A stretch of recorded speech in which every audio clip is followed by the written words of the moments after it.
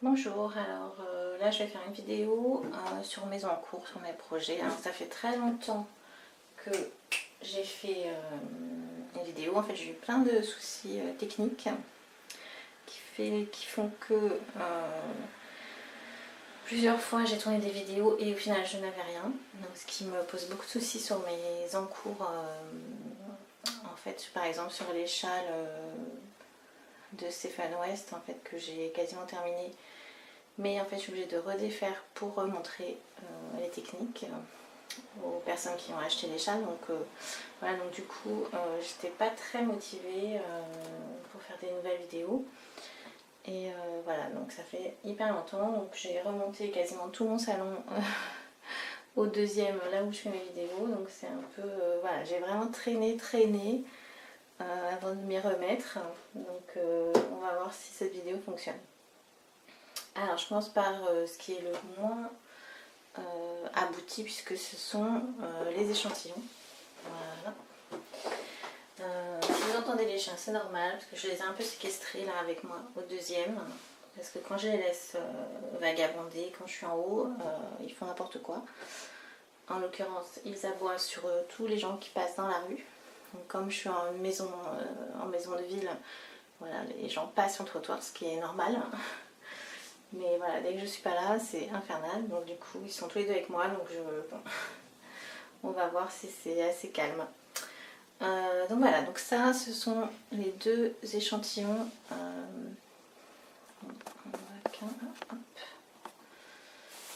vais tout décaler. Voilà. Donc les échantillons pour des futurs projets et les laines pour des futurs projets. Donc cet échantillon par main, c'est pour faire la veste qui est ici, hein, je ne sais plus comment elle s'appelle, c'est à la fin du livre texture. Voilà, c'est la Morning Jacket. Donc ça c'est vraiment un modèle que j'ai prévu de faire dès que j'ai reçu le livre. Voilà. Donc je trouve qu'elle porte très bien son nom parce que je me vois très bien l'enfiler le matin. Donc c'est une veste en point de blé comme le gilet West End là, que je suis en train de faire. Et donc aiguille 10. Alors j'étais très embêtée parce que j'ai commandé donc la laine en de drops pour le faire. Le mélange, le métrage, tout avait l'air de correspondre à l'échantillon. Donc normalement c'est en laine Queens & Co Puffin. Quoique non, je vous dis des bêtises parce que je vois que c'est 100% laine alors que moi j'ai de l'alpaga. Et en fait quand j'ai tricoté l'échantillon, donc avant le blocage, j'ai vu que ça marchait pas du tout. Donc là, bon, je trouve un peu mou quand même. J'aurais voulu quelque chose qui se tienne un peu mieux. Par contre, j'ai regardé mon échantillon juste avant de commencer la vidéo et ça fonctionne. Donc je ne sais pas du tout ce que je vais faire en fait. J'ai peur que ce soit un peu trop mou en fait, qu'avec tout le poids du vêtement, ce soit trop... Donc voilà, pour l'instant, bon, de toute façon j'ai encore des encours, donc bon, il n'y a pas d'urgence, mais au niveau visuel ça me plaît bien, mais j'ai peur autant oui, en termes de point mousse, là ça se tient bien, c'est nickel, autant là j'ai peur que ça godille en fait, que ça soit pas super, bon, quoi qu'il n'est pas trop, je crois qu'il se défend pas trop. Ce que je vais faire peut-être, c'est que je vais peut-être le relaver et puis le laisser sécher, bon, ce qu'on ne fait jamais, mais le laisser sécher quand même comme ça, suspendu, pour voir voilà, ce que ça donne. Voilà. Pour l'instant, gros point d'interrogation.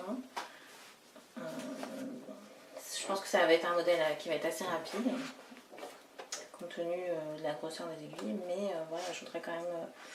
donc je vois que c'est quand même assez souple, hein, au niveau... J'ai regardé aussi sur Ravelry, bon c'est vrai que c'est un peu ça a un peu l'aspect quand même d'une veste. Mais au niveau texture, ça ressemble plus à un gilet. Donc peut-être que c'est ce qu'il faut que je fasse. Bon, voilà, pour l'instant, je suis un peu... soit je prends une laine plus grosse, parce que ça, normalement, ça se tricote pas en 10, je crois pas. En 9, ouais, il n'y a pas beaucoup de cas. Non, si, je pense que c'est ça. Ou alors, il faut que je prenne une pure laine, donc quelque chose qui va se tenir mieux que ce mélange laine alpaga. Je vais peut-être faire ça. Bon, voilà, donc j'ai un certain nombre de pelotes hand, donc il faudra que je trouve un autre modèle. Bon, c'est pas trop problème, hein. Mais voilà. Alors ensuite cet échantillon, alors, je suis désolée, j'ai pas retrouvé mon patron, mais bon, je me suis dit là, il faut quand même que je fasse la vidéo. Donc c'est pour le modèle, je crois que c'est, je ne sais plus s'il s'appelle Oatmeal ou gingembre de Truly Myrtle. Donc là je la fais en lima. Donc là j'ai pas de souci d'échantillon, donc ça sera vraiment sur mes aiguilles. Donc c'est un pull en fait, hein. C'est un pull avec un col en V. Je crois que c'est Oatmeal. Je mettrai le lien sous la vidéo. Donc voilà, ça c'est un pull que je vais faire. Et là c'est pareil, c'est juste pour vous montrer donc mon stock. Donc là j'en ai une, je pense que c'est Népal, hein, qui doit être pour le pull Kingston de Andrea Mori. Et la lima en couleur bleu foncé, ce serait pour le boxy de Rory Locatelli. Voilà. Donc je ne sais pas du tout, donc ces trois modèles sont des modèles que je vends à la boutique. Donc je sais que c'est une grande aide quand je fais des vidéos, mais c'est vrai que du coup moi ça me ralentit vraiment parce que voilà, j'ai pas, quand j'arrive à la fin d'une section, du coup je peux pas passer à la section suivante si je n'ai pas fait la vidéo. Et voilà, quand je vois le temps que j'ai mis sur le gilet Taroko et le pull Lemongrass, je ne sais pas trop si je vais continuer à faire vraiment des vidéos complètes du début à la fin. Voilà, peut-être que je vais faire des vidéos, on va dire, plus générales sur voilà, comment on commence un modèle, par exemple top-down, et en m'appuyant voilà, sur quelques éléments techniques de ce modèle, mais je ne ferai peut-être pas tous les modèles avec les différentes étapes tout en vidéo. Parce que c'est vrai que c'est un peu répétitif, je pense qu'il y a des modèles qui sont un peu construits pareil, donc bon, je vois pas trop l'intérêt. Et puis je vous dis, bon, j'ai quand même envie d'avancer sur mes tricots, donc voilà, je pense que je vais changer cette année un petit peu d'organisation au niveau de la façon dont je vais faire les modèles avec vidéo. Donc voilà, donc ça ce sont les projets. Alors ensuite je vais passer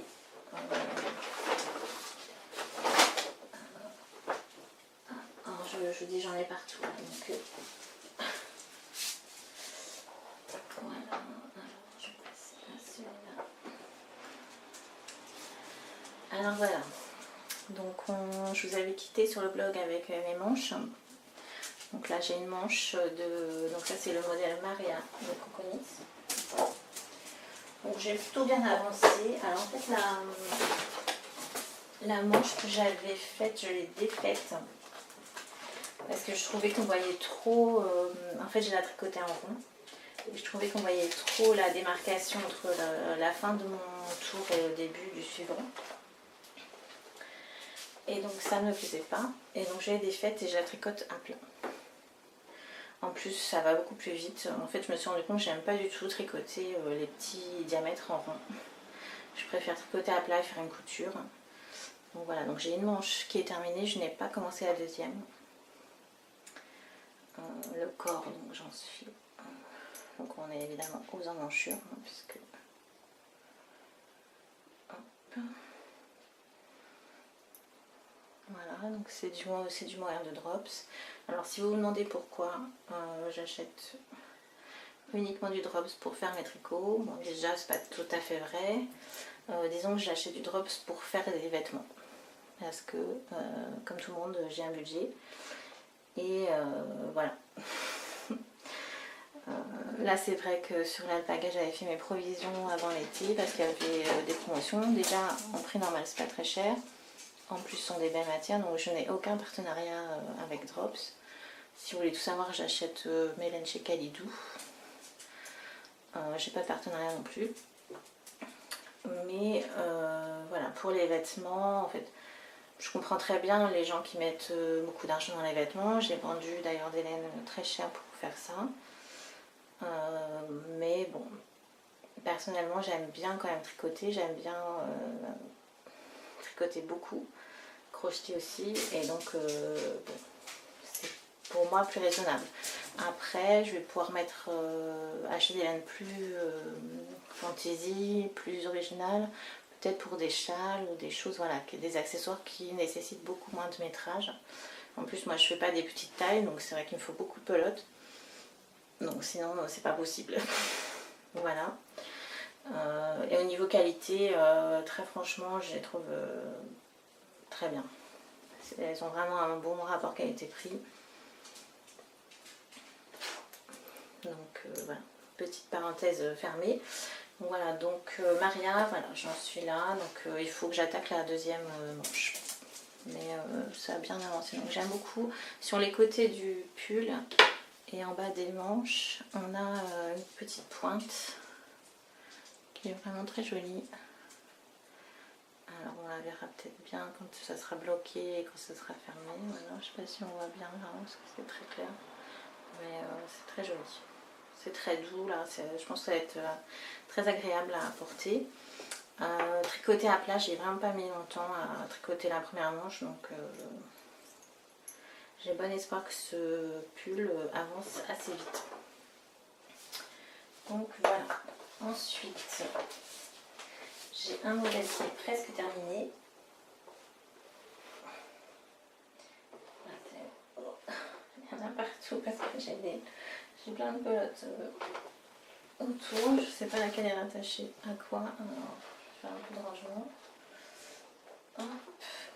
Donc, je les matrace de profil et petit lit.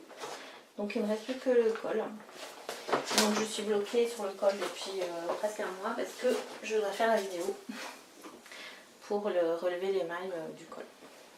Voilà, donc là j'ai terminé mes deux manches. Donc c'est des manches avec le bas des hanches et un long bas en côte qu'on peut bien sûr retourner. Voilà, donc je vous montre la preuve. Voilà, j'ai bien fait mes deux manches. Et donc il reste juste le col à faire. Et si tout va bien, je vais le faire juste après cette vidéo. Je vais faire celle du col. Et donc ce modèle sera très bientôt terminé.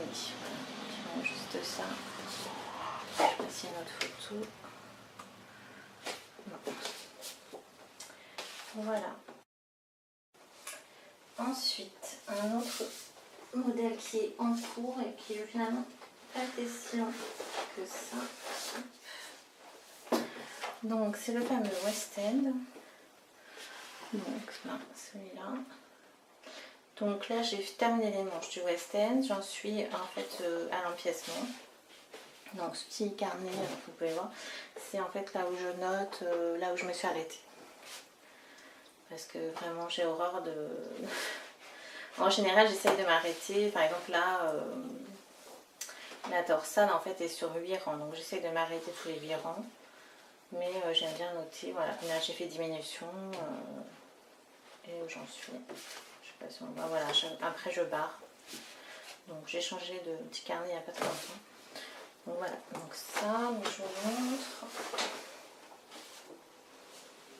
Alors mes manches, alors là la particularité, alors là c'est, j'avais jusqu'à 3, quand j'ai réuni manches et côté et dos, j'avais, et devant et dos, donc j'avais plus de 300 mailles.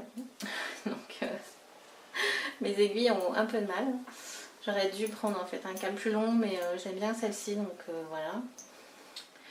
Et alors moi ce que j'ai fait, j'avais jamais fait ça parce que en général quand même je tricote mes manches en rond. C'est que là, donc les manches sont tricotées à plat. Donc là, voilà, ça c'est une manche. Et en fait je ne l'ai pas cousu. Je me suis dit que je le ferai en dernier. Puisque là en fait on aura un petit, là où j'ai mes mailles en attente, ce sera un assemblage en crafting. Et je me suis dit que j'allais faire mon assemblage et puis qu'après j'allais enchaîner pour fermer ma manche. Et donc je vais voir. J'ai jamais essayé cette façon de faire, voilà. Parce qu'en fait je me suis dit, là si je ferme, je sais pas, ça me plaisait pas trop en fait de fermer avant. Donc du coup voilà, j'ai fait comme ça. Donc voilà. Donc là c'est un peu lourd. Je sais pas du tout à combien de pelotes je suis parce que je les prends, voilà, au fur et à mesure je compte pas. Mais c'est vrai qu'avec les manches, le corps et tout, c'est un peu lourd. Donc, mais là je suis aux diminutions. Donc ça ressemble à rien, là, je suis désolée. Je sais pas évident de le tenir et de faire gaffe de ne pas perdre ses mailles. Hein. Donc voilà, donc en fait voilà, j'en suis là. On voit très bien, on a des diminutions à gland hyper simples. Ça va être hyper simple en fait jusqu'au col. Hein. Et donc voilà, ça nous fait une petite bande en jersey en droit là. Je sais pas si on voit parce que moi, comme c'est très... Oui, on le voit quand même. Voilà, vous voyez. Hop. Enfin, moi je le vois là, je sais pas si vous le verrez sur la vidéo. Donc là ça va être très simple, en plus c'est en diminuant donc c'est toujours motivant. Donc il va être rapidement terminé. Voilà, alors voilà, et là donc c'est Taroko qui est terminé. Alors je ne sais pas, on voit rien du tout à mon avis. Je vais faire des photos que je mettrai sur le blog. Donc cette jolie dentelle, ces jolies manches en côte. Donc je l'ai essayé, donc c'est super. Alors moi je l'ai fait plus long que le modèle. Hein. En fait avant les emmanchures j'ai rallongé bien de 10 cm. Et j'en suis très contente. C'est pas trop épais en fait comme matière. Alors par contre c'est super chaud.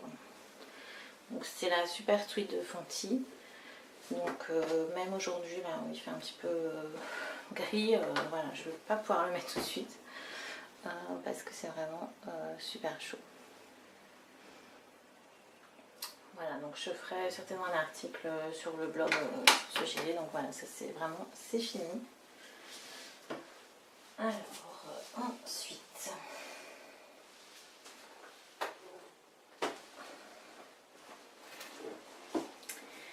Alors ensuite, je vais passer aux choses... Alors, je vais passer sur autre chose qui est finie. Enfin, presque fini. Donc, c'est le Exploration Station de Stephen West. Alors, elle n'est pas bloquée. Tout simplement parce que je ne sais pas si vous voyez. J'ai un petit souci là. Donc j'ai un fil qui s'est cassé, donc il faut que je reprenne cette petite chose délicate. Voilà, sinon il est fini. Alors au final, alors je ne sais plus si c'était en vidéo ou sur le blog, en fait j'avais dit que je n'aimais pas les couleurs et finalement j'aime beaucoup. Finalement il me plaît beaucoup. C'est un châle qui est très sympa à tricoter, qui a plein de différentes techniques, un petit peu de brioche si vous voulez essayer la brioche. Et vraiment, au final, j'aime beaucoup le rendu. Comme quoi, il ne faut pas désespérer. Alors par contre, je suis très embêtée parce que c'est un des modèles que je propose avec les vidéos. Donc j'ai fait une vidéo du rabat en nine-cord, donc là j'ai pas de souci.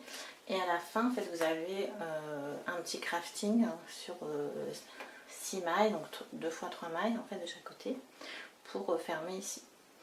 Donc j'ai fait une vidéo où je montrais bien, etc. Et en fait quand j'ai voulu éditer la vidéo, en fait je n'avais rien. Donc voilà.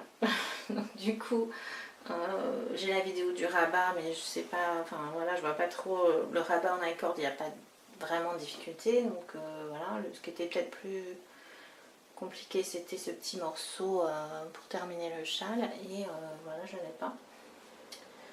Donc je suis un peu...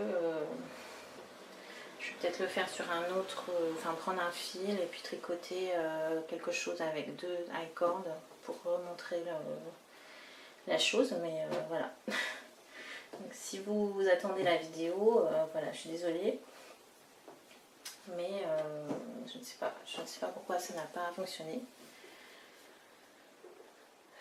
Voilà. Donc voilà, donc j'ai mon petit accro là à récupérer. Je ne sais pas trop comment je vais faire. Donc ça sera, je pense que ça va être en ce fil. Bon, je devrais y arriver. Et puis après je vais le bloquer, donc il va être encore plus beau après blocage. Donc je suis très contente de ce modèle. Et ensuite, dans le même esprit et avec le même souci, voilà, j'ai Knit and Slide qui est presque terminée. Mais vous voyez, en fait, je me suis en milieu de rang parce que c'est pareil. J'ai cru tourner une vidéo qui n'a pas tourné. Et donc du coup, je vais redéfaire. Comme c'est très long, voilà. Je suis pas très motivée, donc voilà. C'est pareil, si vous attendez un Knit and Slide, ça va venir. Mais c'est vrai que je suis pas très motivée pour redéfaire des rangs de je ne sais combien de mailles. Donc voilà. En plus du coup, j'ai pas retouché. En plus, c'est vrai que voilà, quand on a un souci comme ça, quand c'est qu'il faut redéfaire ou qu'il faut revoir, en fait, on n'a pas trop envie d'y retoucher. Donc mais bon, je n'oublie pas, surtout qu'il est presque fini, donc c'est quand même dommage. Voilà. Donc au niveau des encours classiques, c'est tout. Alors sinon, alors j'ai commencé quelques modèles de layettes parce que j'ai ma petite belle-sœur qui va avoir un bébé au mois de février. Donc j'ai prévu, alors c'est vrai que je ne vends pas beaucoup de patrons de layettes, on me pose souvent la question. En fait le souci c'est que si je commande des patrons de layettes, donc par exemple de, je ne sais pas, Rory, Locatelli ou autre, ou Andrea Mori, le souci c'est que ça va être le même prix que les patrons pour adultes. Alors je sais qu'en général les patrons pour enfants, c'est quand même beaucoup moins cher, vous avez quand même du choix dans tout ce qui est français. J'ai quand même ceux de Lily comme tout. Et donc c'est pour ça en fait que je vous propose pas beaucoup de patrons pour enfants. Alors je vous propose ceux de Tinka Knits parce qu'en fait vous avez, l'avantage c'est que vous avez le patron en fait de la taille naissance à la taille 4XL adulte quasiment à chaque fois. Donc ça je trouve ça super parce que ça permet vraiment d'utiliser un patron à fond. Donc dans les modèles que je vends, que je vais certainement faire, il y aura justement Antler de Tinka Knits.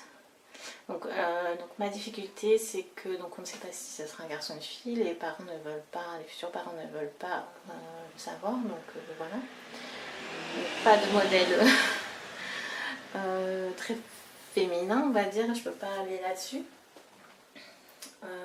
Et ensuite au niveau couleur, en fait ils sont très couleur neutre. Donc du coup peut-être à part un bleu foncé, quelque chose comme ça, du coup ça va être gris, écru, beige clair. Voilà.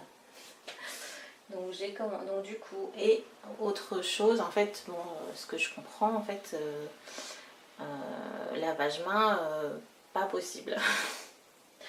Donc du coup je suis allée chez Fil d'Art, hein, tout bêtement. Et j'ai commencé quelque chose. Et donc en fait je vais vous montrer parce que je me pose beaucoup de questions par rapport aux tailles et par rapport aux matières. Donc je vais vous montrer pourquoi. Alors, hop. Donc j'ai pris ce petit catalogue de Fil d'Art. Donc voilà, je vais chez la concurrence. Hein. Donc, il il y a des choses très très mignonnes, toutes simples en fait, c'est exactement ce que mes parents voulaient. Je vous dis, moi je vais faire quand même des petits modèles de chez Tinkanitz, et puis Isolda aussi, il y a le Oui Enveloppe que j'aime bien. Mais sinon voilà, je vais faire ça avec les petites bottines. Donc on fait comme ça. Bon, la laine je la trouve pas d'une qualité renversante. Hein. Autant les laines Drops je les trouve très bien. Donc, du coup je pense que je vais quand même aller sur la Mérinos de Drops, très certainement. Parce que là je la trouve un peu... Alors elle est douce, donc ça c'est déjà pas mal. Mais voilà. Je la trouve très fine, elle n'a pas de tenue, en fait je la trouve vraiment très... voilà. Bon. Je vais pas critiquer, c'est pas le but, hein, mais c'est vrai que je vais essayer de trouver d'autres laines. Donc là je fais le bonnet. Alors, donc après mes manches, donc je continue, je persiste, je n'ai un peu du tout tricoté en rond, des petits diamètres. Et pourtant, le bonnet normalement est présenté à plat. Mais je l'ai fait en rond parce que je me dis, pour un bonnet, une couture, c'est quand même... Un bonnet si petit, une couture, c'est quand même dommage. Mais par contre, là, je l'ai fait en... Bon, j'avais que les double pointe. Donc, j'ai pas voulu chercher. Mais je vais passer en aiguille circulaire, soit en Magic Loop, soit en 2 aiguilles circulaires plus courtes.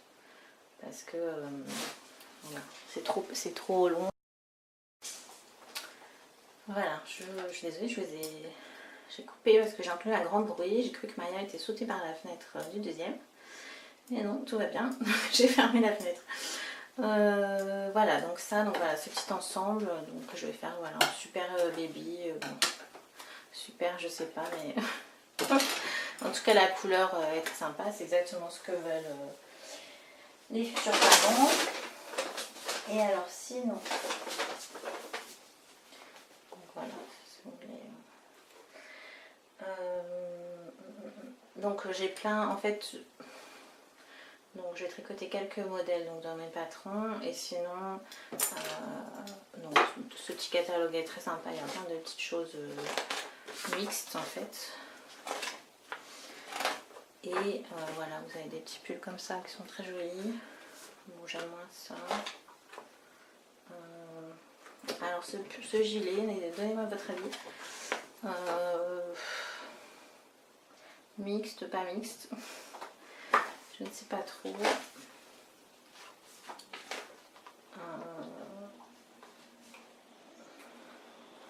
Alors j'aime beaucoup le poncho aussi. Alors voilà, donc sinon la question que je me posais, parce que j'ai acheté aussi celle-ci, qui est acrylique et laine, hein, 80% acrylique et 20% laine. Et à la base c'était pour faire... Hop. Donc ce livre, il est super joli. Et donc c'était pour faire le... Je ne sais plus. Voilà. Donc l'idée c'est de faire ça. Alors ma question, c'est vraiment... déjà je sais pas si c'est une bonne idée parce que c'est quand même bien épais. Que ça se tricote en aiguille 7. Donc est-ce que le bébé va pas étouffer là-dedans? Première question. Et seconde question, si vraiment je me lance là-dedans, quelle taille? Parce que du coup, comme c'est un bébé qui va naître en février, 3 mois ça fait mai, c'est peut-être un peu chaud. Bon, c'est 80% acrylique, alors c'est peut-être pas si chaud que ça. Enfin, mois de mai ça me semble un peu bon. Et si je fais le 6-9 mois, du coup ça fait... Ouais, ce serait peut-être plus raisonnable, mais est-ce que c'est utile? En fait, la question que je me pose, c'est jusqu'à quel âge c'est utile? Est-ce que c'est vraiment utile? Et est-ce que je ferais pas mieux de faire une couverture en fait avec? Donc j'ai quelques pelotes, je sais plus, j'ai 4 ou 5 pelotes. Donc voilà. Donc si vous pouvez me donner votre avis, ce serait pas mal. Et voilà, donc en fait je me pose la question par rapport au tricot fait main. Pour les tout petits, je me dis en essence, est-ce que c'est vraiment utile? Est-ce qu'il n'y a pas des matières plus adaptées, bien lavables, bien douces, etc. Voilà, dans les vêtements classiques. Et puis, du coup, quel âge est le plus intéressant? Parce qu'en fait, on me dit, bah, faut pas faire trop petit parce que, bon voilà, après, il va pas le mettre. Je vous montre en même temps les photos si vous ne connaissez pas ce livre. Voilà, enfin voilà, je me pose pas mal de questions. Donc je vais pas faire de bas, ça c'est sûr. Je vais faire des petits hauts, des petits bonnets, des petits chaussons, des petites couvertures. Mais voilà, la question que je me pose c'est est-ce que c'est pas trop chaud? Si je prends par exemple une pure mérinos, j'ai peur que ça soit trop chaud. En plus, je vous dis, si je fais 3-6 mois, mais qu'on arrive en plein été, voilà. Donc du coup, j'ai plein de modèles, je pourrais faire plein de choses, mais voilà, je me pose tellement de questions sur la taille et sur les matières que j'avance pas. Donc si vous avez de l'expérience en layette, n'hésitez pas, j'attends tous vos conseils. Si vous avez un article de blog qui en parle, voilà, je suis preneuse. Parce que vraiment, j'attends juste voilà, à commencer, mais je ne sais pas trop par où commencer. J'aime beaucoup celui-là aussi. Je pense que... Voilà, donc ce modèle, il y a beaucoup de choses, hein, vraiment très sympa. Ce livre plutôt. Voilà, donc je vous dis, sinon le Antler, c'est un pull que j'adore, que je voulais faire pour moi déjà, donc je vais commencer par la petite taille, comme ça je vais voir ce que ça donne. Et puis sinon, bah, en fait j'ai le Oui enveloppe que j'ai déjà fait, que je dois avoir là. Et que j'ai fait en rose malheureusement, donc du coup voilà, je suis un peu coincée. Hop. Et que du coup, par contre, je trouve, j'ai tricoté en coste double, mais je trouve un peu trop épais quand même. Je trouve que c'est quand même. Après, je sais pas, hein, si c'est une petite fille, peut-être que ça marchera. Mais là, je crois que c'est la plus petite taille, alors je ne sais plus du tout quelle. Voilà. Donc voilà, donc c'est tout. Pour ces encours, je vais essayer de faire des encours des vidéos d'encours un peu plus régulièrement parce que du coup là ça fait beaucoup de choses. Et voilà, j'ai pas mal de projets, j'ai aussi dans mes projets Find Your Fade et What the Fade de Andrea Mori, mais je voudrais terminer mes 2 châles de Stephen West avant de commencer. Et puis voilà, ensuite on va arriver sur la période d'hiver où on fait quand même des cadeaux. Alors je sais pas vous si vous faites des cadeaux tricotés, moi j'en fais quand même pas mal. Et donc il va falloir que je m'y mette en plus de mes vêtements et de la layette. Pour les vêtements, j'aimerais bien arriver à en faire un par mois. Je pense que c'est jouable. Si je m'éparpille pas trop, je pense que c'est tout à fait jouable. Après, c'est une question d'organisation. Après, c'est vrai que là, j'étais au mois d'août, j'avais trop de vêtements en cours et en plus, en fait, l'été, moi, enfin, je sais pas vous, mais moi, personnellement, je tricote moins que l'hiver parce que je tricote beaucoup en regardant des séries le soir. Et donc l'été, on a plus tendance à sortir, on va recevoir et voilà. Donc je suis moins dans l'état d'esprit d'être sur ma banquette, voilà, à tricoter. Et c'est vrai que même quand je pars, en fait, j'emmène toujours des tricots, des crochets, mais en fait, j'en fais très peu.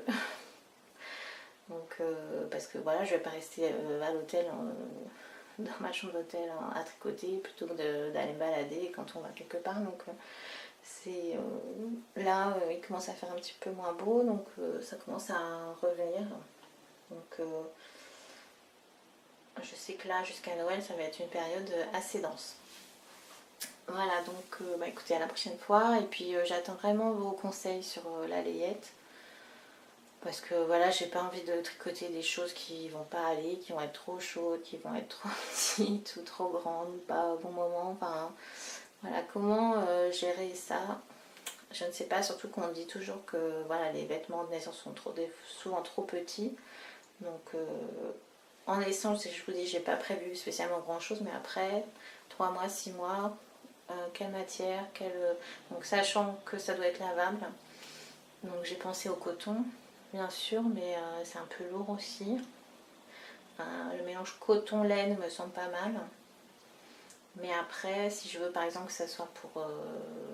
donc si le bébé est né en septembre, en février, que ça soit pour septembre, on va dire, je fais quelle taille?